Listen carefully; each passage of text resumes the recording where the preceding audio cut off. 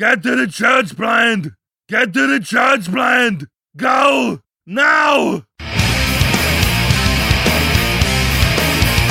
I'm Pete Mitchell, and he's Peyton Jones, and you're listening to Hardcore Church Planning, the companion podcast for the Church Planner Podcast and Church Planner Magazine.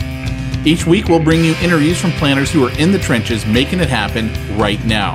These active church planners bear it all, share their successes, their failures, and what they'd wish they'd known when they were first starting out.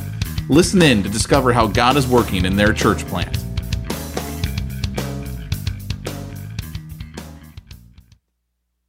Hey, church planner, this is Pete Mitchell. And this is Peyton Jones. I almost had to restart the whole podcast all over again because of how I was going to just let it go right there. I was going to say something that would have caused us to have to restart the podcast. Oh, man. I was about to say your friendly neighborhood church planner, man. I was going to say, you know how never mind. Go on. Okay, never mind. Yes, never mind is a good place to leave. I was about to go, no, why tell me? Well, it's just funny because then it actually wasn't bad. It's just, then you got to explain yourself, Hey, we got time, man. We got 30 minutes of smack talk to fill. When one of us will call the other and we'll be like, what are you wearing? It was going to be along those lines. But then, which my response is usually, I'm wearing a spicy little number today. I've got some sweatshorts and nothing as sexy as sweatshorts. You heard it from the Church Planner Podcast. Everyone out. You want to impress your spouse, sweat shorts. Everyone should just run out to Costco and get themselves some sweatshorts. You actually didn't hear my Nike. Costco story. Oh, let me hear it. Here's the thing, guys. Actually, I don't think I can tell it to you because it hasn't aired yet on the From Concealment podcast, and that's really where it needs to air first. But it's a story about Costco, and obviously, From Concealment podcast, you can tell, it's going to have a little something to do with some fun. Oh, wait a second. You mean we now are second fiddle? Like we get the neck of the chicken on this podcast? We don't get the choice cuts of meat anymore? Is that where things have gone? That's almost exactly what I was thinking. I'm glad you worded it the way that you did because that's it. I'm a master of words. I won't deny it. Wait. This is exactly what I have to say about Church Planner Podcast. That's it, man. Game over, man. It's game over. Could you hear that? I could. Could you? No, but I'm hearing voices. Are you? See, it was funny. Are you hearing the voices I'm hearing? Are you hearing the voices in my head? Remember, I trigger easy and I get jealous easy. I am a jealous lover podcaster. Well, I now hate Dan Sams. I can't help it. You did this to me. Well, I liked him before. That's just kind of the way it goes, though. Yeah. Only if I had ascension over him, though. Now that there's a new pecking order and a new sheriff in town, I don't like being the deputy. I'm just saying. No. Well, I ain't no deputy dog. I'm not your Huckleberry Hound. Well, all I can say is I finally have a podcast where people come up to me and go, hey, are you the guy from that podcast? No one has ever in the history of the Church Planner Podcast, 6+ years, ever said that to me. You will be at Legoland. And people will be like, hey, I recognize your voice. Are you from the Church Planner Podcast? Me, never happens. Yeah. I think they think that both voices are Peyton Jones. Until now. And now, Petey gets approached. Tell me your story. Tell me your Andy Warhol 15 minutes of fame story. Where you got, excuse me, sir, are you the guy from the podcast? Well, what happened? It happens when I go to the range, right? I go to the range. I'm doing one of my competitions. This last one I went to, I had 2 different people come up to me, and one guy goes, "Hey, are you the guy? Are you the guy from the podcast?" I mean, I'm only wearing a hat that says From Concealment Podcast. So that's rad. That's my way of putting up a big flag. Hey guys, it's me over here. Come say hi to me. Is there not a lot of podcasts in that field? No, there probably are. Oh, okay. I mean, I don't know. I don't go looking for gun That's podcasts. cool, man. That's really cool. I don't go looking for Church Planter podcast because I am the Church Planter podcast. I don't go looking for gun podcasts because I am the gun podcast. Do you remember that scene on Pee Wee Herman where at the very end she goes, "Come on, Pee Wee, let's go see the movie you're in," and he goes, "No, I lived it." Dude, that's the story of my life right there. Absolutely. No, so this one guy, Dottie, one guy goes, "Hey, you know a lot of, or no, you know a little bit about a lot of different things." And I go, "Actually, I think you might be talking about my co-host." And he goes, "Yeah, now that I hear your voice, that would make more sense." That's hilarious. That's hilarious. Is that Dan? Yeah, dude, Dan's way smarter than me. Are you kidding me? That's rad. That's rad. He's pretty switched on dude, isn't he? Oh, totally. I mean, it's like this podcast, only, he's the smart one, just like you're the smart one. I mean, I didn't know. I'm color commentary. That's my role in life, is to be color commentary. I used to think that, you were the smart one and I was the good looking one, but I've seen you on Facebook lately, and Well, Pete's looking good these days. I'm just saying. I don't mean to brag or nothing, but such love is forbidden. But I mean, I've looked a couple times at your profile picture. Too far? Wow. Too far. So, what I have noticed you doing is you are on. I got to tell you a story. I got a bad review this week. I'll tell you about that. We'll laugh and make fun of it. I'll tell you in a minute. But I've noticed you at Star Wars Land like on a very regular basis. It's not really my desire. It's just, you want to hang out with the family and they want to go to Disneyland. So what are you going to do? Is it just a little more of a happier place on Earth now that Star Wars Land is open? I don't know that I can go that far. Right. But like because you still have to go to all the other stupid places. Well, last week when we went, it was my birthday. And so, the kids wanted to hang out with me. And well, thank you. Kids wanted to hang out with me. So it was like, all right, we'll go to Disneyland. But it was packed. Like everyone was there for all the Halloween decoration. And I was like, finally at one point, I'm like, all right, we're leaving. We're done. Petey birthday, and he's pulling the plug on this little. Yeah, you get to be the king on your birthday. You'd be like, you know what? I want Disneyland for 15 minutes, and after that, I'd like chicken and waffles on a pizza, and you get that. So then we went on Smuggler's Run again with Luke and I did, and we went in the single rider line because the family, it was too long the other way. But here was the problem. So. And this is a hint for everyone who's going to do the single rider line with their kid. We were going through it, and I was like, all right, look, we're probably going to get separated because they were like packed, right? And so I'm like, you're going to go on a different one than me. So meet me and I said, meet me as soon as you get off the ride. The hallway there, just meet me there. The problem is there's so many of these, like they kick you out at different places, and I didn't realize that. And so he was starting to get freaked out because he went before me, and then I was like clear towards the exit. And so I had to like, go back through the tunnels to find him. And I found him, and he was cool then. And so I was like, all right, note to self for the future, we meet at the exit because you're just going to get lost in that place. But yeah, No, poor guy. No, I mean, he didn't. I mean, he held it together pretty good, but you could see the moms were starting to like help him. Hey, where's your dad? And he's like, I'm waiting for my dad. My dad's coming for me. And so. Aw, dude. So that's my wife's thing is, she tells our kids, if you ever get separated from us, find a mom. Find a mom? You find a mom. Yeah. That's a good answer. So, see, I never really thought of that, but yeah. Yeah. Me neither. I think we forget we have kids sometimes as men. Oh yeah, kids. Oh, got to feed them. So when my wife goes away, she has to tell me like, don't forget to feed the dog. Don't forget to feed the cat. Because, they're not making a bunch of noise. I'm like, they're cool. So she always. They're not making a bunch of noise. Yeah, they're not like going around going, looking in the refrigerator or anything. They're always mopey because Andrea's gone. Because she's nurturing. She's mama. They love her. They're like, they look at me like Andrea leaves and they're like, wow. The cat walks around, crying. And when Andrea goes, they're all sad. When I leave, they're happy.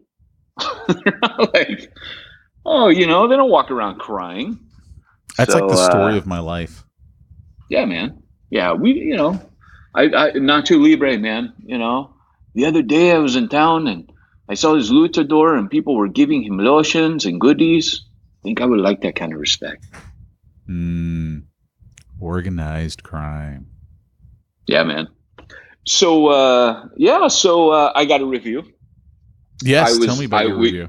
I'm revamping a curriculum that she'll remain nameless right now, but they did a review, and obviously there is someone out there going through this who is not a Peyton Jones fan, because when the review came back, there was a lot of really helpful comments, and people said nice things about some of the content I personally wrote.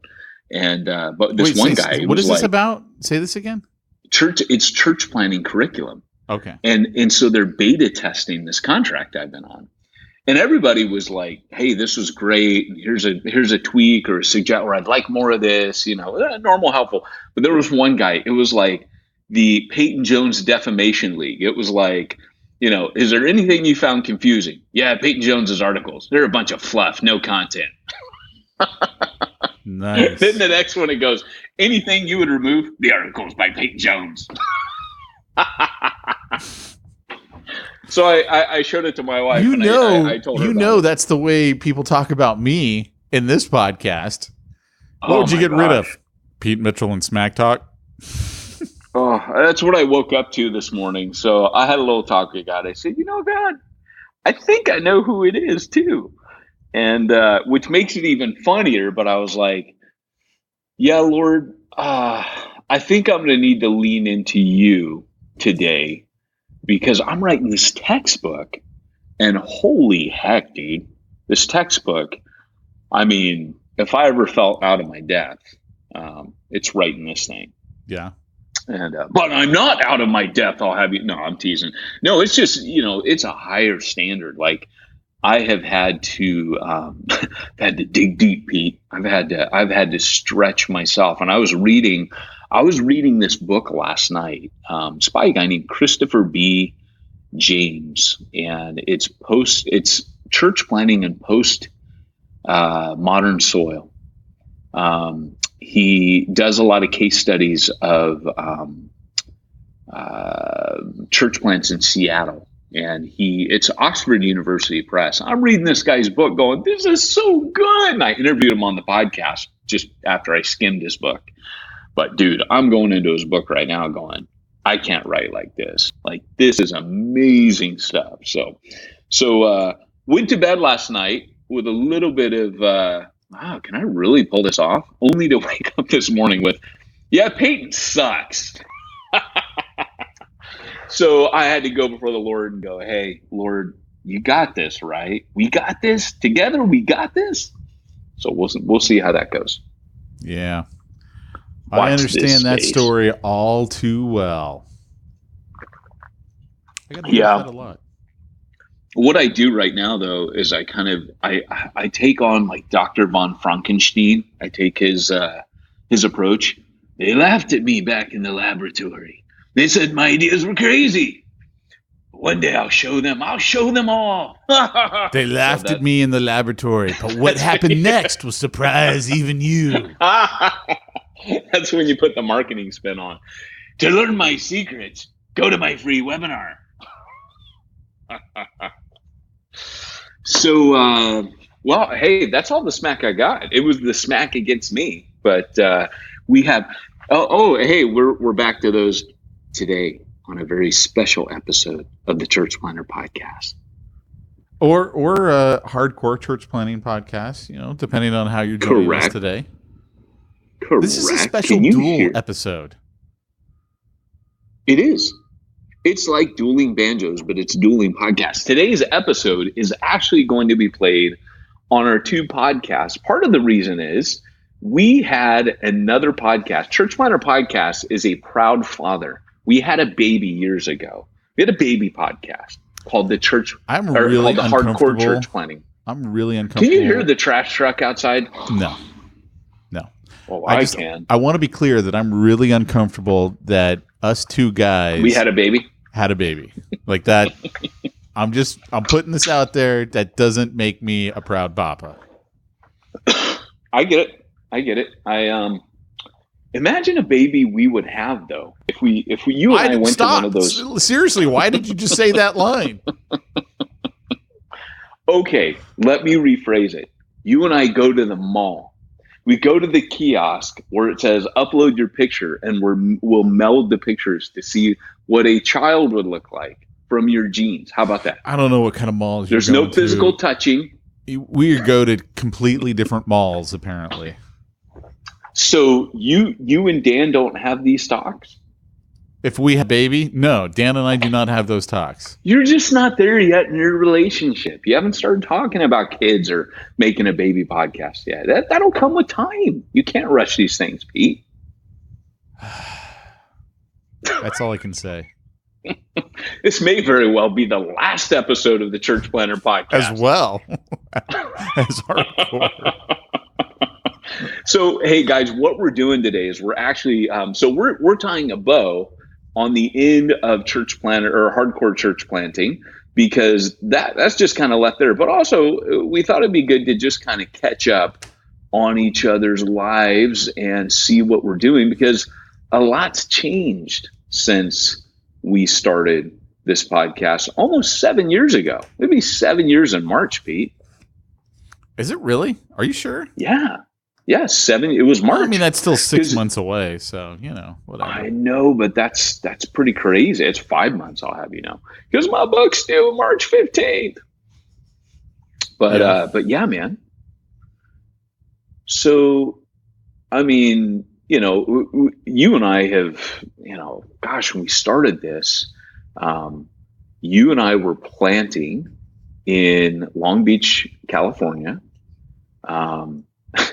I love your story where like Peyton just assumed I was coming to the church plant. Like it wasn't, when he talked to me, it was like, oh, so I'll see you Sunday. And it was like, I never said I'm coming. Well, you got to understand, man, my Sundays, that's the one day a week that I get to go do whatever I want without anyone. And so you were meeting Sunday evenings. So we already went to church in the morning. I'm like, dude, bro, I did church. I never thought about that. We were meeting in the nights to train the core team. And that was your movie time. That was really what it was. You wanted to get rid of the core team and start over from scratch. I did. I inherited a bunch of people I didn't want. So I tried to get rid of them. Yeah. And then you tried to drag me into it. And then I was like, dude, come on. Well, I'll never forget you and I. So we started the podcast. We went to, I think I went to Exponential. I don't think you were with me that year. And I had a table at Exponential, and I had Church Zero advertised there. I was giving away tons of free copies. I was advertising Andrea's website back then, which was Church Planning is for Girls.com. And, yeah, man, like it was pretty rad. Like it was funny because I had this really awesome card, and I would hand it out and I'd say, hey, your wife called. She says she needs support. And these guys would look at me like, you're such a jerk, man. And then I'd hand them this card. And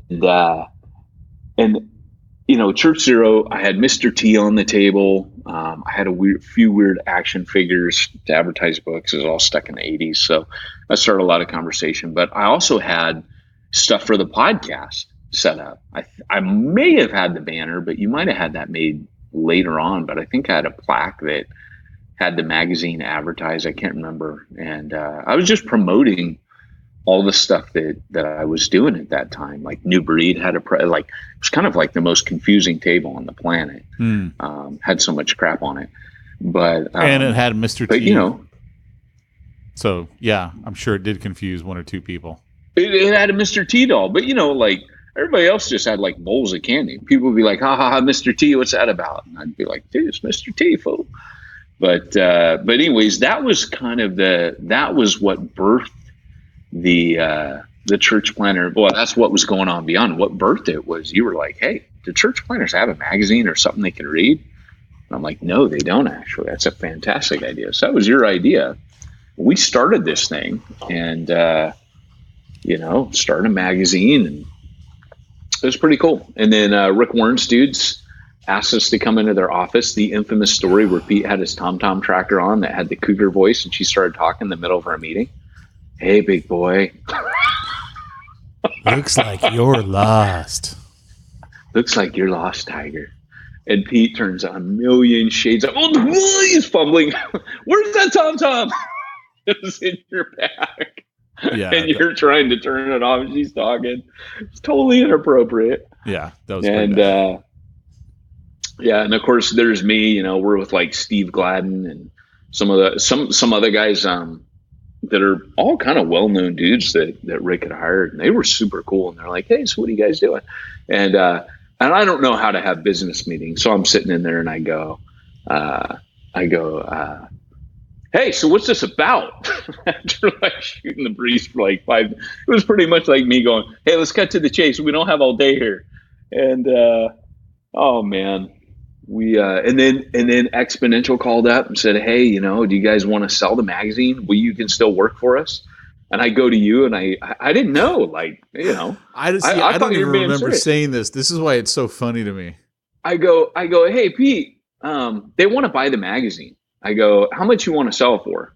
And do you want to sell it? They'll employ us. And you're like, no, I don't really want to sell, but tell them if they want, it's for sale. If they want $5 million. And you were being stupid. And I go back I don't even remember this at all. Yeah. Pete says you can have it for $5 million. I don't know these things back then. That's the funniest thing. I'm a missionary. I'm fresh off I don't know what you Americans are doing. What's that? The funniest thing to me is that that's what you passed on to them. Yeah. You and can I have only told you this year. $5 I only told you this year. I know. I didn't even know this happened. When we entered back into conversations with them about the magazine, only then did I go, we did offer, $5 million, now we're trying. And the funny thing to me was now we're just giving it away. Whereas the sticker price on it, and you go, $5 million. What are you talking about? So anyways, that's funny. Yeah. Could have been 500,000. I don't know. What's a few million, give or take. But the funny part is that I actually went back and talked to him, and this feels like this is your life more than, hey, let's catch up and talk about what we're doing now. But I thought that'd be a great little backstory, a little backup. But then over the years, a few Star Wars movies came out, so we have had a few special episodes. But Hardcore started because we decided that we wanted to interview people, and I was doing a really sucky job of hosting these interviews with you. Maybe you should talk about that. Well, I think you did a fine job interviewing these guys, but the problem was you wanted, I don't know if you wanted to do it with me or that was just the intent, was like, well, we do this other podcast together. So you would tell me like 6 hours before we had to record, oh, by the way, we've got so-and-so coming on. This guy is incredible. He's huge. And these are his 15 books. I've read all of them. And this is his new one. It's fantastic. And we're going to ask him questions. And I'm like, I have no idea who this is. And so literally at the beginning, it was like, I would intro, just like I do this podcast. You would take over, ask some questions, and then I'd come on the end and go, hey, if you were to get in a fist fight with so-and-so, who would win? And I still remember Reuben Young coming up to me going, yeah, I totally forgot you were on that podcast until the very end when you asked the question. And it's like, okay, why am I even on this thing? I don't know who any of these people are. And then, to your credit, stupid at one point, Reuben, he broke our podcast. Yeah, that's it. It was Ruben's fault. I didn't feel like an idiot before Ruben said that. No. So, man, I just remember you would like text me all these questions and stuff. And like half the time, I didn't even understand your questions. I'm like, that's a word I've never read before. Now I got to go to a dictionary and look this word up. I'm like, are you kidding me? So, well, it's an important issue, infralapsarian or superlapsarianism. I mean, you gotta work these things out. I'm just saying. Dan will know. Dan Sams will know this. So that's when I was like, that's it, man. I got to be done. I got to be off. It's yours. Yeah.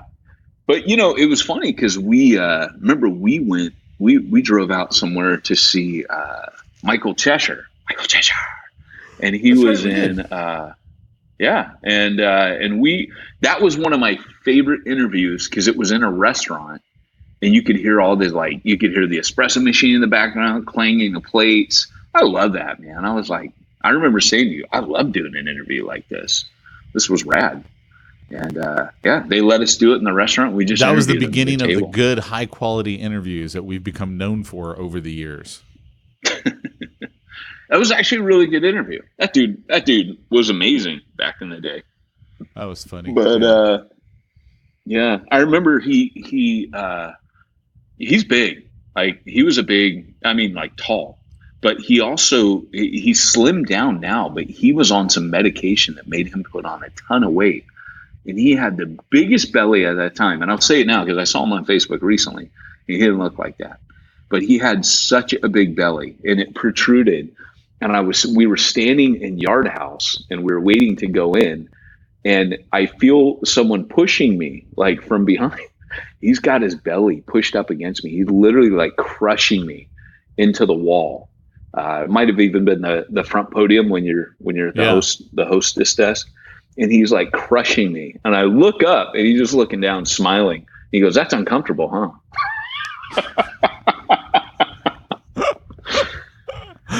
That's classic. I thought, man, that is a first for me. Nobody's ever crushed me with their belly up against something. So why don't we get into the meat and potatoes of what it is you're doing nowadays? And everyone know where they can. Well, we had some smack left over. I just thought we'd use that for smack a bit. I told you the whole episode is smack. What you're doing is smack talk. So I don't think smack talk is going to end on this episode. That is true, huh? This will be the eternal smack episode. That's what it shall forever be named. That is what you shall title it. The eternal smackness. I think so. We did episodes for hardcore. Whatever season we left with, this will be the next season. It'll be the first episode, and it'll also be the end. Yeah, this is kind of our swan song to all of you hardcore fans. Because, someone's going to look down there and go, "Oh, a new episode." We only waited 6 months to put on another hardcore episode, so, Well, because my interview shows, so to answer your question, my interviews now, well, this is interesting because this involves the Church Planner podcast as well. My interviews right now are actually going to Ministry Ninja, which is just like you had a podcast. You and Dan had a baby. Sorry, I had to go there. I and Andrea had a baby with Barry.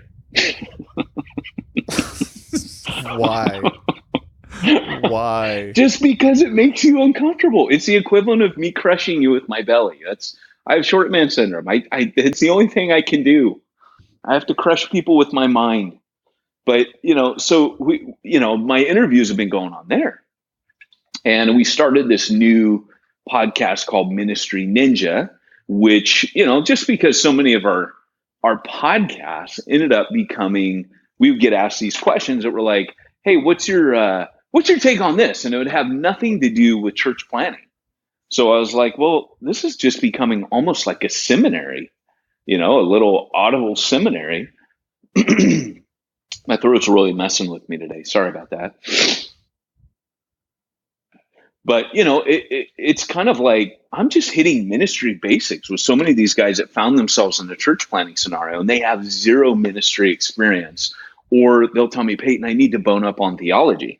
So like we've got an episode on the Holy Spirit, kind of get deep on that. We, this last week we recorded one very similar to the one we did, but totally different at the same time. Similar topic. We talked, you and I, last week about what to do when you're stuck, when nothing's moving.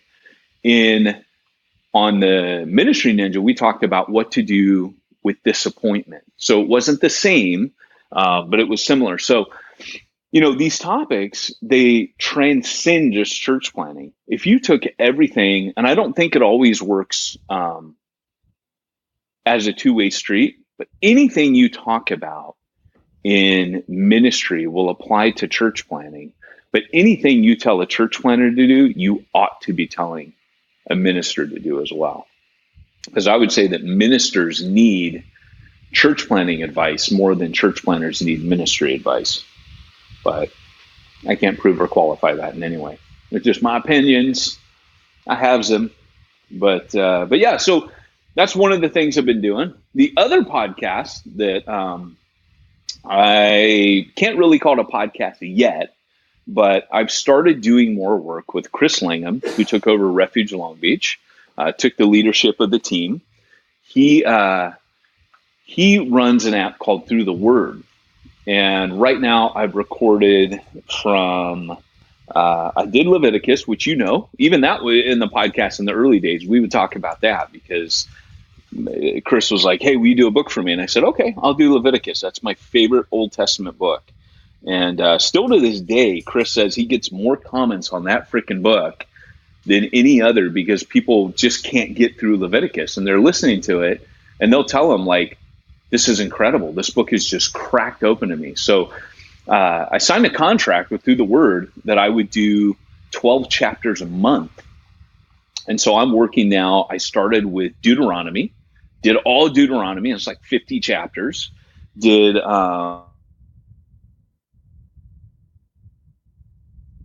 and then so I'm like 75 chapters in plus. We lost you after Deuteronomy. What did you say after Deuteronomy? What's that? We lost you after Deuteronomy. What did you do after Deuteronomy? Oh, after Deuteronomy, you lost me. Did I break up? Yeah. So after Deuteronomy, I did Joshua, which is another 25 chapters. So I'm about 75 chapters in. And then I did, I'm working on Judges now. And I'll take that all the way through to 1 Samuel, 2 Samuel. And I mean, these are hefty books. So this is my next year, year and something actually in this thing. So, and then eventually what will happen is I'll go back through on my own. Once I finish the textbook, I'll do Genesis, Exodus, and then Numbers. And then I'll have a complete catalog of these 8-minute chapter summaries of every chapter in the Bible from Genesis to 2 Samuel, which is quite hefty. So, I mean, I'll start a podcast once I get there to basically say, well, let's start a podcast and do I'll call that one Bible Ninja. You'll call it what? Bible Ninja. Oh my gosh. Hiya! Bible Ninja Jump School. Hey, you gotta give me credit. I didn't call it Jump School Bible or Bible Jump School. That's true. So yeah, man. It should have been obvious. You're right. Those are my Audible offerings at the moment. That's just keeping me busy on podcasts and whatnots. So yeah. What about you, my friend? What's going on in your audio? In my audio world? Yeah. So because I'm gonna, you know me, I'm gonna go through audio, video, and then written. So I'm doing. I've got 3 podcasts right now. I've got obviously Church Planner Podcast, which is my first love, and then I've got a child. Now you say with Dan. Does it hurt to say I love you sometimes? Yes. Yes. Actually, it does. Very much so.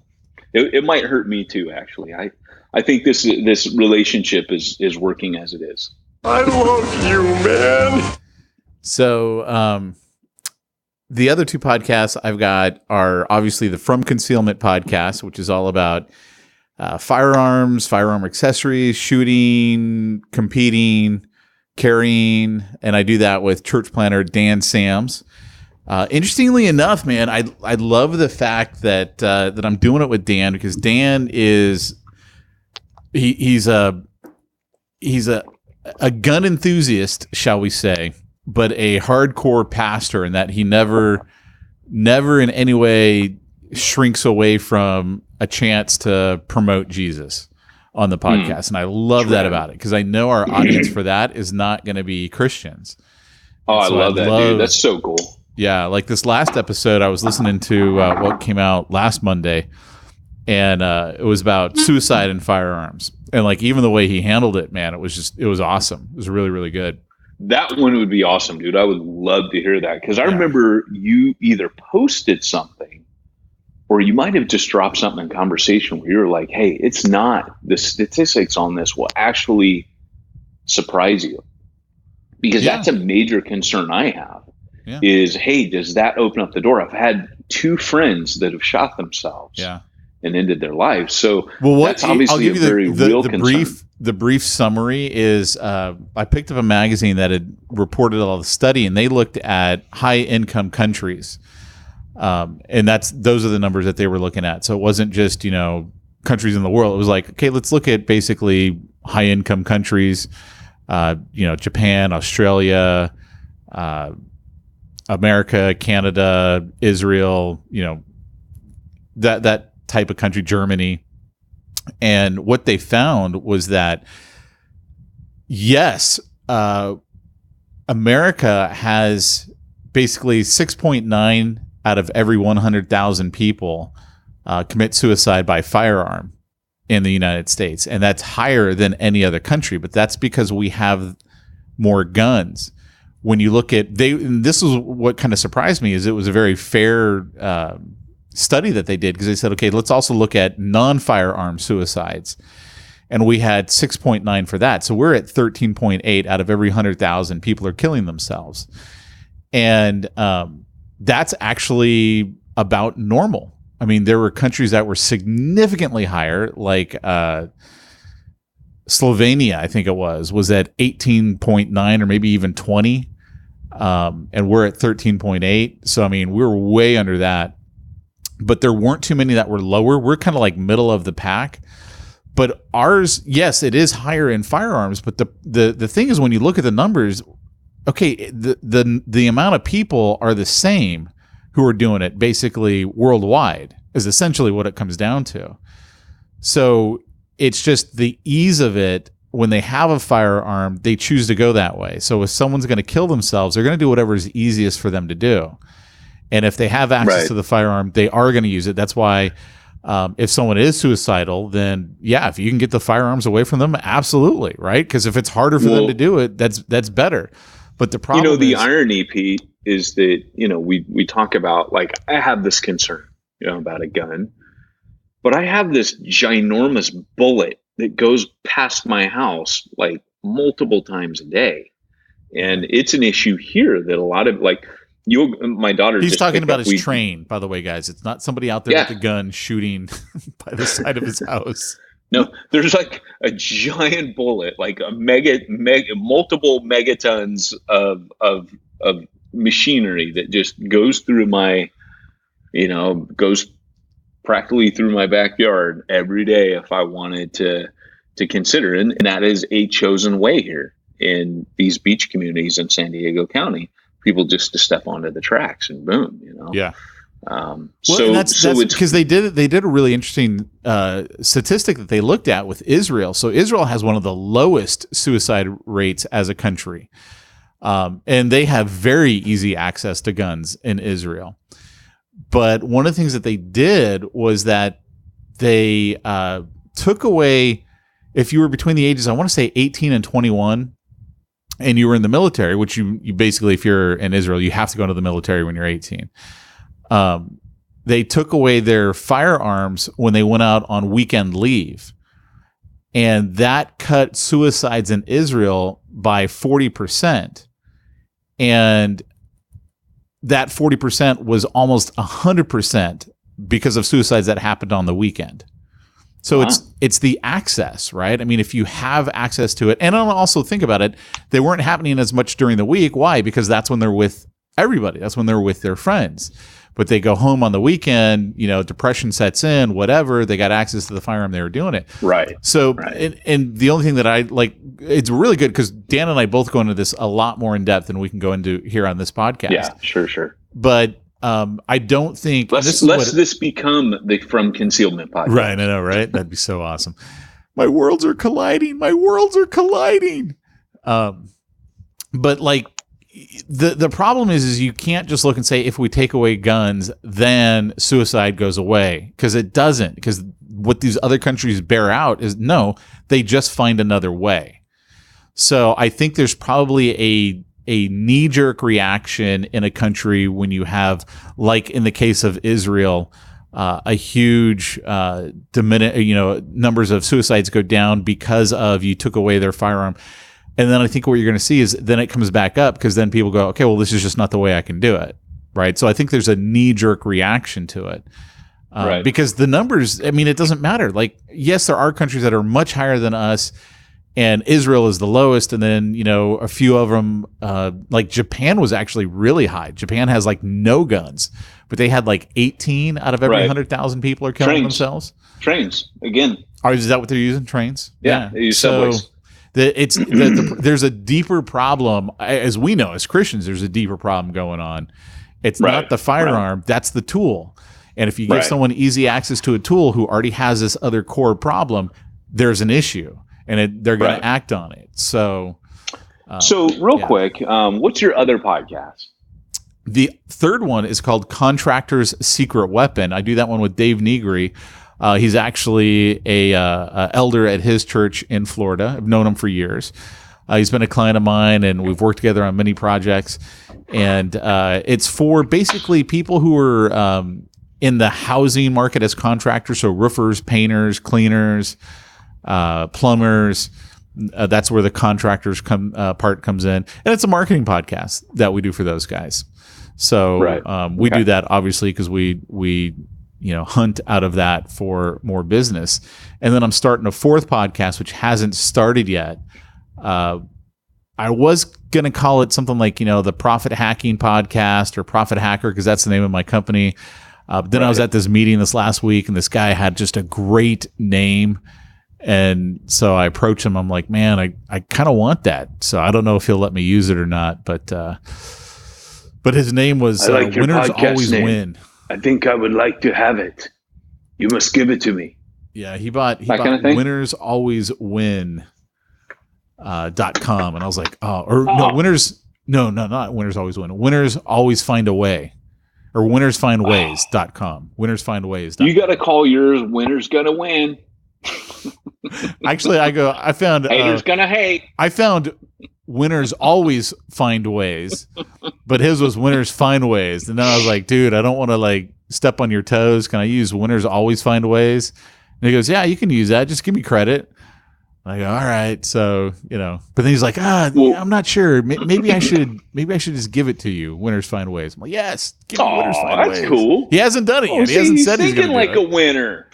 That's cool. He's generous. That's awesome. He's a very generous person. Yeah. Yeah, that's awesome, dude. So tying back into our podcast, the greatest podcast of all time, Church Planner Podcast, not lesser in any way. And not number 2, according to Outreach Magazine or whoever that was.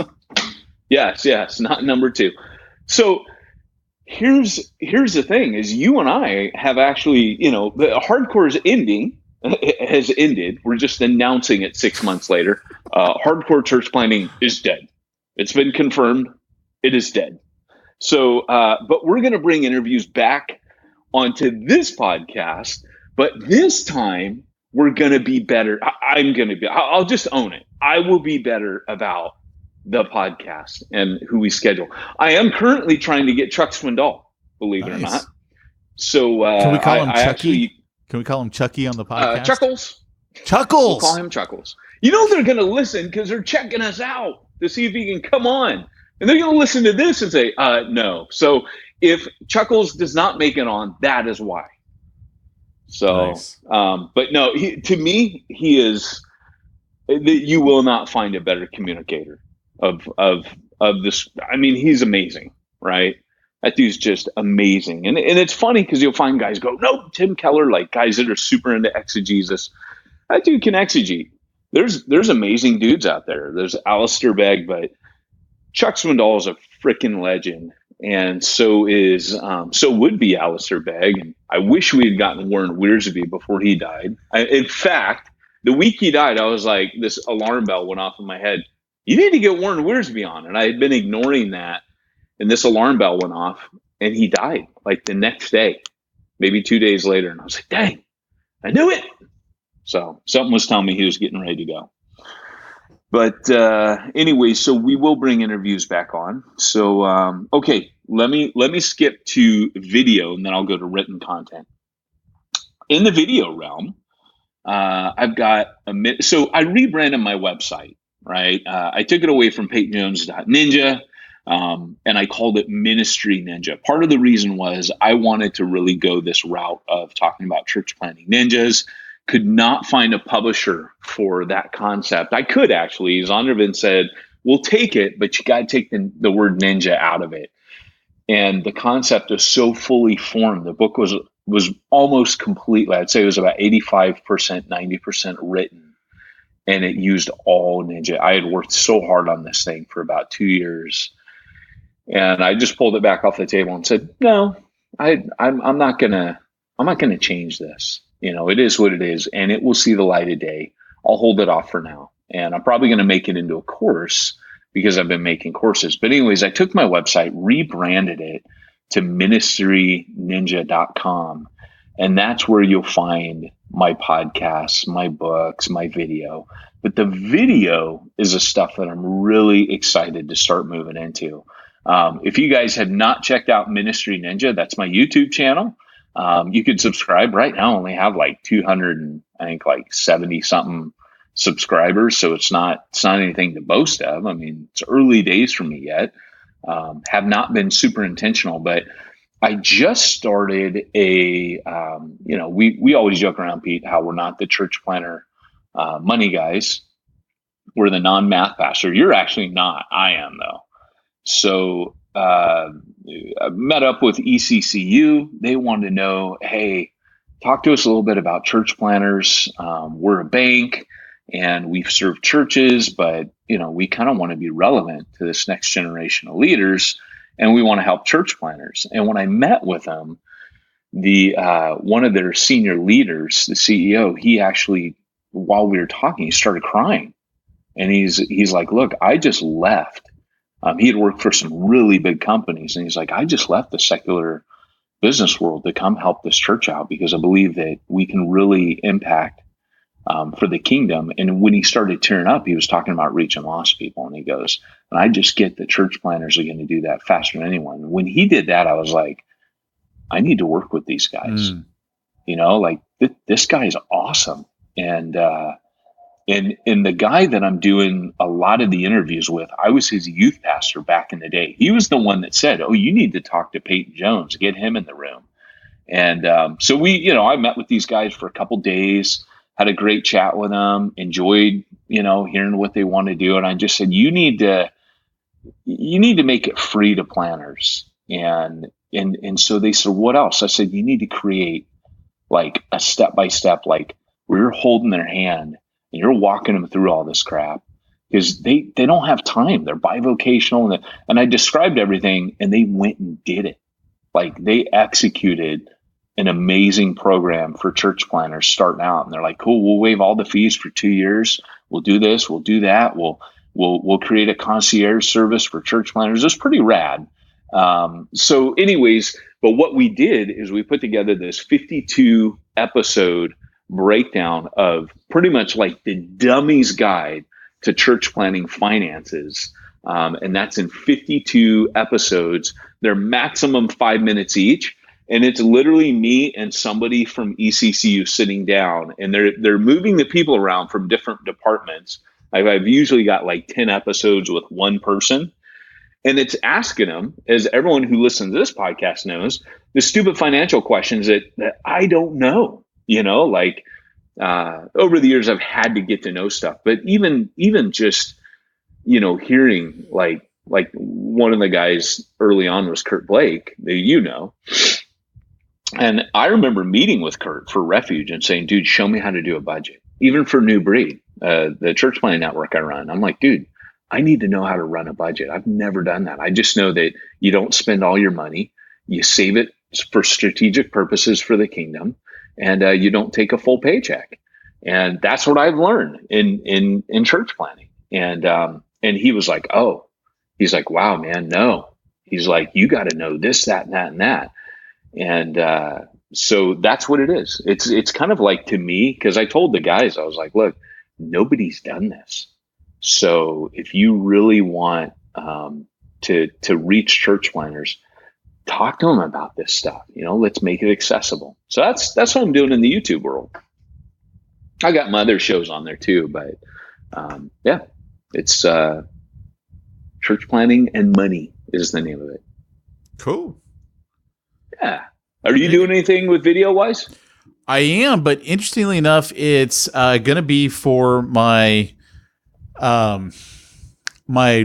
Winners Find Ways, whatever I end up calling that podcast. I'll be doing the podcast episodes, and then I'm going to be doing basically a 1 to 4 minute video summary that I'll be posting on Facebook. Cool. Using and we're going to do that for this too, right? Like our new do it for everything. Yeah, man, coming up, because I want to do that too. Teach me, Sensei. Yeah, I'm going to do that to promote it and get more people to basically tune into the podcast, subscribe to my list, all that stuff. So then, so what you guys will see us doing occasionally is, let's say we've had an interview, we'll get on there and we'll say, hey, this is the great takeaway, boom, boom, boom. Not that you don't listen to the podcast, you go back and we'll just give you a tidbit, but you will start seeing us popping up on Facebook. It's a taster. It's kind of like watching the movie trailer. An aperitif, if you will. If you watch the movie trailer, you don't get the whole movie.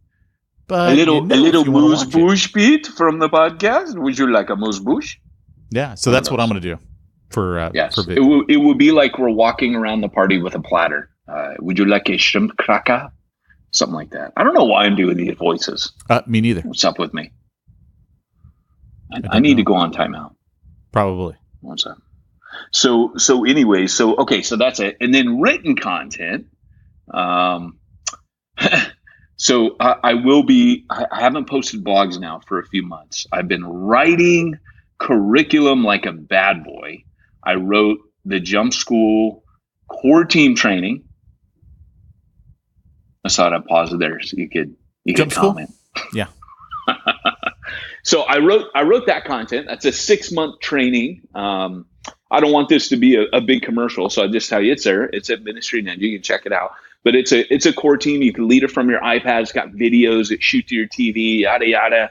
It's got the whole night broken down. Like, this is a passion project for me. Like, literally 6 months, how I train core teams, and even how I've trained them in the past, but even better, it's how I would do it now, knowing what I knew even after Refuge Long Beach. This is what I would do next time around. And it's got a little bit of field exercises. You can take your people out into the community at a certain point. It's got week 17 as a retreat. That's all guided there. So it's literally like a plug and play. And then I created 2 more pieces of training. One is, it's, right now I'm just calling it Train Like Jesus. We call it, you come to San Diego, we call it Train Station. You come, you learn to train like Jesus. How did Jesus train the apostles? So you come, and I'm going to train you to train others, right? So some people call it like a train the trainer. Then, but it's all based on how Jesus trained, and I'm gonna teach you the transformational principles of training others. Then the last one is something called Citywide, which is network training, and what that is you come together in a cohort of 12. The ideals that you form 3 to 4 church planting teams rather than 12 planters shooting out in 12 separate directions. In Citywide, you come together, you plant, you form teams in the cohort. The cohort meets for a year, and every other week is field training, which I'm more excited about that than anything else. And then the other thing is, again, it's APEST. Church planting teams, which nobody trains for you to plant in that model. And so after writing Church Zero, cha-ching, people were like, hey, how do I do this? So this is training the planter, right? And in order to train citywide, you need to, you have to come through the train like Jesus, because you won't be able to train it. You can't just read the instruct, like you have to know how to use these techniques. And so that's what I'm doing there. And so I've been really busy, but now I got 5 months ahead of me to just become a punk monk, close myself in my new office, and write a textbook, which is coming out with Zondervan. I have no idea what the title will be, but it is very much a first century style church planning textbook or manual. And I asked them, I said, hey, I don't know if I'm going to be good at writing a textbook. They're like, no, we know who you are. Stay who you are in the book, but just, keep up the academic job. So that's what I'm doing, man. So, and you'll see blogs. I'll share little snippets of it on ministryninja.com. And, but yeah, you guys can pray for me on that. So if I come out an egghead, you know why, because I'm reading all these eggheads right now, but I'm super excited, man. This is going to be a tome on church planning. So cool. I know written's not your thing, Pete, but you got anything that you're working on? No, Any I don't have a another book yet that I'm ready to announce. And if I do, it'll be marketing related. Oh, cool. Yeah. Well, you know what happens when you write stuff? People say, yeah, get rid of that Peyton Jones guy. Cut his articles. They're stupid. They're fluff. Well, hey, I've never admitted to being anything other than fluff. So, that's a good philosophy. It's funny, man, because I don't think I'm a great writer by any stretch of the imagination, but I don't think anyone thinks you're a great writer by any stretch of the imagination. Well, that's it. But, you at least try to be helpful. When someone comes up and just goes, I think it was a bunch of fluff. You're like, okay, that's you. That's not me. Because you weren't even, there's a kinder way to say that. But, I'm just kind of like, yeah, all right. But I think you got to be a writer too. I read something with Seth Godin recently where he posted one of his horrible reviews, and it was funny as heck to read it. Because, Seth's a rad writer. So, but anyways, hey, man. So, hey, we're going to wrap up because we're out of time. But that's what we have been doing. And we want to thank you guys for all the years of listening to hardcore church planning. And it is time that this baby grows up and flies away. And in the meantime, we're going to continue with this podcast. There will be some changes coming, as we talked about. But Pete and I got through our existential crisis, and we're pretty sure we know where we're headed next. And there's good things coming for this podcast. So thanks for sticking around and letting us do a very special episode of the Church Planner / Hardcore Church Planning Podcast. Any final words, Pete? Hey, if you want to reach the ones that nobody's reaching, you got to go where nobody's going and do what nobody's doing. I always wanted to do it. Different. I always wanted to do it. Different. I always wanted to do it. Hey, Pete, if Hardcore Church Planning and Church Planner Podcast were getting a physical fist fight, who would win? Church Planner Podcast. It totally would. You're right. Yeah. All right, guys. Well, thanks for joining us today. And Pete said it all. Remember, if you are called to church planting, go hardcore or go home. Hey, I want to give a big shout out to our number one sponsor. They've been with us for years. I know them personally. The founder is Josh Henry. He is an ex-church planner. If you wonder why we have so much fun with SimplifyChurch.com's ads, it's simply because we love these guys. We believe in them. I have used them. Gosh, as a church planner, I found them and have been using them for donkey's years. And if you don't know, that means a really long time. So head on over to SimplifyChurch.com. They're going to help you do all the stuff that you need to do, but nobody taught you to do in seminary. Things like bookkeeping, payroll, dealing with the IRS, making sure you're compliant, sending end of year donor receipts. If you haven't done that yet, 'tis the season. You have until the end of January to get those out to your people. So make sure you head on over to SimplifyChurch.com and let them simplify your church. You've been listening to Hardcore Church Planning. Hardcore Church Planning has been brought to you by the Church Planner Podcast and the Church Planner Magazine, which is available in the App Store for both Apple and Android devices. If you like this episode, leave us a positive review. If you didn't like this episode, we'll be happy to give you your money back.